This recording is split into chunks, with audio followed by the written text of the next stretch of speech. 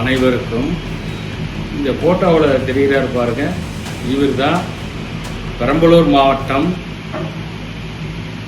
பாடாலூர் கிழக்கு கிராம நிர்வாக அதிகாரி. பேரு பாலுச்சாமி. என்ன சாமி? பாலுச்சாமி. இவர் இதே விஓ அலுவலகத்துக்கு உட்பட்ட ஒரு கிராமத்தில் வேலை பார்க்கிறார், திருவாலங்குறிச்சி. இதுல தான் இவர் சொந்த ஊர். சொந்த ஊர்ல விஓ வேலை பார்க்கலாமா? பதில் சொல்லுங்கள் மாவட்ட ஆட்சியர் அவர்களே. சமீபத்தில் 126 கிராம நிர்வாக அலுவலர்கள் பணியிட மாற்றம் செய்தார்கள். மாவட்ட ஆட்சியர் பணியிட மாற்றம் செய்தார். இவரை மட்டும் ஏன் மாற்றம் செய்யவில்லை? அடுத்ததா, இவர் வாங்கிய சொத்துக்கள் ஏகப்பட்டது.